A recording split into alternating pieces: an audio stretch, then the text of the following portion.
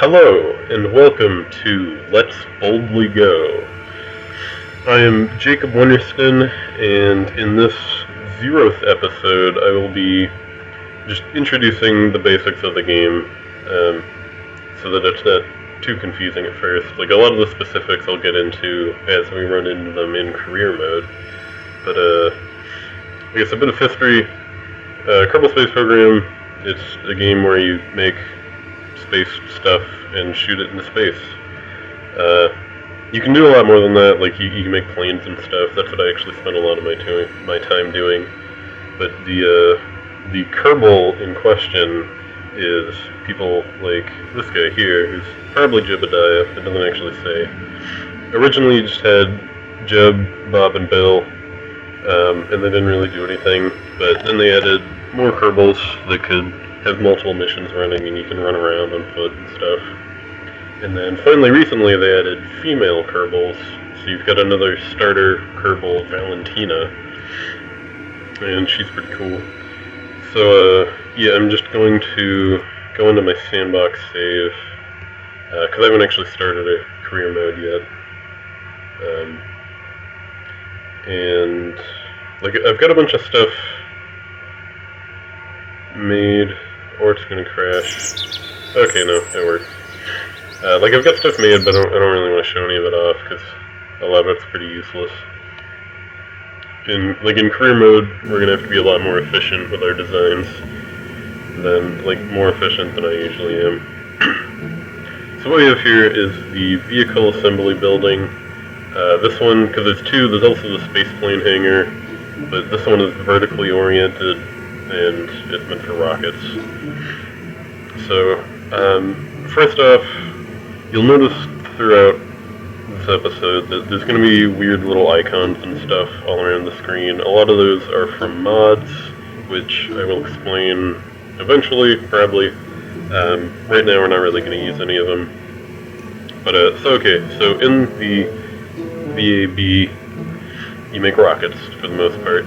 And so, for any ship you need a part to start with, I usually start with the capsule. It's not required, but I generally do. So this is a single occupancy capsule, like it's the small starter one.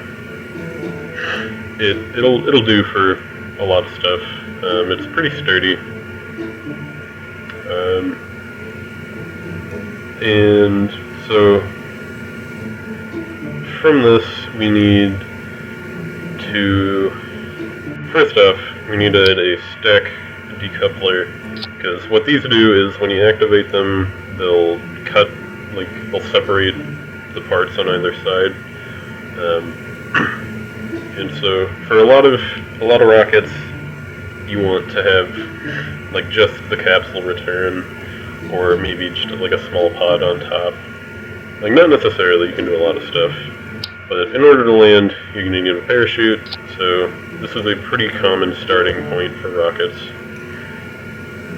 But you're going to need fuel, so just add a fuel tank. There's all sorts of sizes of fuel tanks that you can unlock, like you can get really huge ones with giant rockets and stuff, but for a lot of stuff I'm going to be sticking to the 1.25 meter diameter.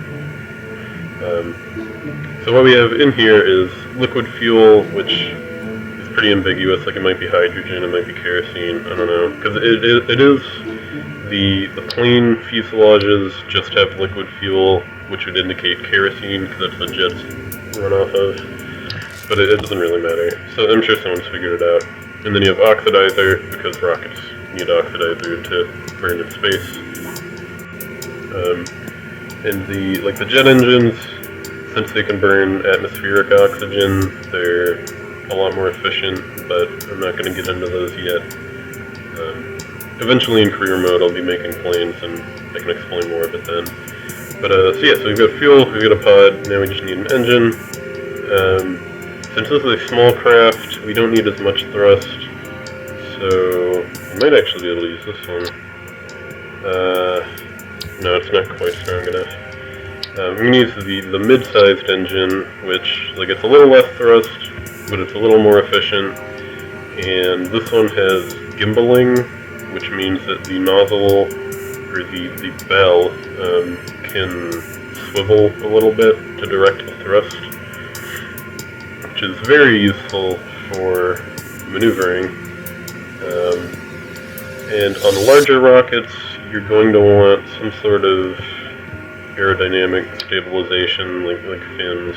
I'm just going to stick a few on this. Like, these ones won't turn or anything, but they'll help keep it going straight. Like, these are the super cheap starter ones. They don't really do much. So yeah, and then you would want to name this and save it, but I don't really want to save this. So yeah, so you always want to make sure your staging is set up properly. So you start from the bottom, and then you end at the top. So first stage, you want to activate the rocket, and then once that burns out, you want to separate the pod, and then sometimes you'll want your parachutes in that same stage. I usually keep them separate, just because I deploy them lower. Yes, and then lastly you'll activate the parachute, and hopefully land safely. And okay, yeah, we're going to be flying with Jeb, because he's the original pilot. I guess I should explain. The Kerbals, recently they added skills, so like they can have different roles, and you level them up through career mode. Like in sandbox mode, everyone's maxed out already, but so yeah, Jeb's pilot, Bill's an engineer, which means that he can repair parts, and then Bob's a scientist, which basically when you're doing science stuff, you get better science. And then when they added Valentina, she was also a pilot. Like, I'll probably fly with her more in career mode, just because I like her. But, yeah, let's launch. And again, this is a very basic rocket. It should not be able to reach orbit, but that'll come later. So yeah, so here we are on the launch pad. You can see the Space Center. I'll pull up the map, and we are located on the equator, which is very nice for launching rockets. We're sort of like, the bit of land we're on sort of looks like Africa, but then it connects into some other stuff. Like this planet Kerbal is, Kerbal is the sun. It's not modeled after Earth, and it's like the sizing's way different. Yeah, so the planet rotates, like we're moving to the east right now, so we want to launch in that direction. It's more efficient to do that. So in this case, this will be to the right, like that way towards the ocean. So I'm going to throttle up, activate SAS, which is Stability Assist System. I don't know. It's basically Jebediah will keep the rocket going straight for me, so I don't have to fiddle with the controls as much. And yeah, I think we're ready to go, so I'm just going to hit space, and we are off. So usually, like a launch profile is kind of, like, it's kind of subjective. People do them differently. I generally wait until like 1,000, like 1 kilometer, and then start pitching over, but different rockets can pitch at different rates, so it's kind of just do what feels right. You'll figure it out eventually, what's the most efficient. And again, this isn't going to make it in orbit, so it doesn't really matter. I just want to get up into the air. We're going quite fast, so we're heating up a bit, but it should be safe. Probably. I don't know. So we are just about out of fuel. The fins are heating up because they're really terrible, but they're fine, and we don't really need them anyway. Okay. So, if we pull up the map, you'll see our orbit's coming quite high. Like it's suborbital, but we still have an apoapsis, which is the high point in an orbit, and then the counter point, which is currently inside the ground, is the periapsis. So the atmosphere of Kerbin ends at 70 kilometers, so we are actually going to exit the atmosphere by quite a bit, which we actually just at. So we are now in space, technically, which means that I can now do an EVA, hop out, flying around. These guys get little jetpacks, which are lots of fun. They do have limited fuel, so you can't just like fly around the solar system with them. But yeah, and they've got little lights. Sometimes you actually have to do stuff in EVA, but usually it's just to look at things. Okay, so at this point, since we're out of fuel, I'm going to go ahead and separate these stages just to get it out of the way. And so yeah, we have some time to kill, and I will time accelerate through it, because otherwise there's a lot of waiting in this game. We're now coming back down towards the atmosphere, so I'm going to go ahead and... whoa! I'm in retrograde, which... retrograde and prograde are terms I'll probably use a lot. They mean, like, prograde is towards, like, with the direction of travel, retrograde is against the direction of travel, which the front of this craft is technically the tip of the parachute, so I'm facing the bottom towards where we're going, because it'll absorb heat better. I don't know if it actually will, because I don't have a proper heat shield on there, but like either way, it shouldn't be a problem. So I'm just going to accelerate a bit more. So re-entering the atmosphere can be hazardous if you're coming in from like interplanetary speeds, but just for like coming back from the moon or something, as long as you don't come straight down, it should be fine. Like, I think generally if you're going like under 2 kilometers a second, you're totally safe. Like, we are heating up a little bit, you can see. Actually, we're heating up a lot. Wow. So yeah, scratch what I said. Always come in really shallow. This launch was too high. I wasn't expecting that.